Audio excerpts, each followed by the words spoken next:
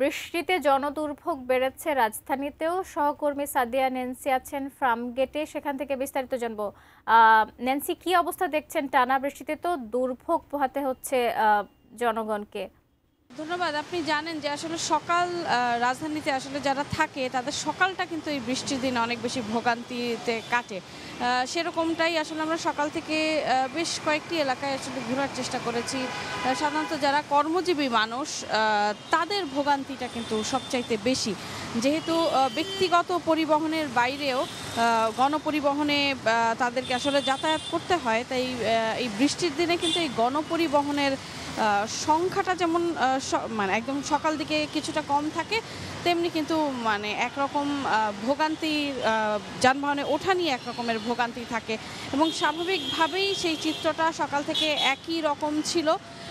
আপনি নিশ্চয়ই দেখতে পাচ্ছেন এই বৃষ্টির জন্য কিন্তু সকাল থেকেই রাজধানীর প্রায় প্রতিটি গুরুত্বপূর্ণ পয়েন্ট যেগুলো আছে, অর্থাৎ যেখান থেকে আসলে গণপরিবহনগুলো ছেড়ে যায় কিংবা যেই রাস্তাগুলো আসলে দুই তিনটে রাস্তা একই সাথে সংযুক্ত হয়েছে, সেই রাস্তাগুলোতে কিন্তু গণপরিবহন এবং ব্যক্তিগত গাড়ির যানজট কিন্তু থাকেই। এবং আমরা সাধারণ মানুষের সঙ্গে কথা বলার একটু চেষ্টা করেছিলাম।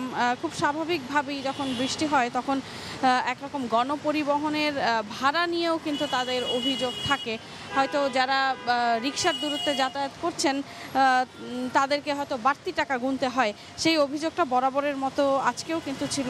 হয়তো রিকশা পাওয়া যাচ্ছে না, যদিও ওই জলাবদ্ধতার যেই বিষয়টি, সেই বিষয়টি খুব একটা চোখে না পড়লেও এই যে গণপরিবহনে চড়ে কর্মস্থলে যাওয়া, সেই মানুষদের ভোগান্তি কিন্তু সকাল থেকে অনেক বেশি ছিল এবং মোটামুটি বলা যায় যে মানে একদম যারা সকালে অফিস যান ওই সময়টা থেকে শুরু করে এখন পর্যন্ত প্রতিটি গুরুত্বপূর্ণ পয়েন্টেই কিন্তু গণপরিবহনের যানজট কিন্তু দেখাই যাচ্ছে এবং প্রতিটি জায়গায় দেখা যায় যেই সিগনালে হয়তো 10 মিনিট বা 12 মিনিটে যেই সিগন্যাল ছেড়ে যাওয়ার কথা বা ছেড়ে দেওয়ার কথা, সেই জায়গায় কিন্তু একরকম আরও ডাবল সময়, অর্থাৎ 15 মিনিট, 20 মিনিট বা 25 মিনিট ধরেও কিন্তু একই জায়গায় যানজটের কারণে তাদের বসে থাকতে হচ্ছে। তো ভোগান্তি তো আসলে আছেই, সেই সাথে এই যানজট এবং বাড়তি ভাড়া গোনার যেই বিষয়, সেটিও কিন্তু সাধারণ মানুষকে অনেকটাই ভোগান্তিতে ফেলছে। তো ফার্মগেট থেকে এই ছিল আমার কাছে। হয়তো অন্য কোনো এলাকার খবরাখবর পরবর্তীতে আপনার মাধ্যমে দর্শকদের জানাতে পারবো।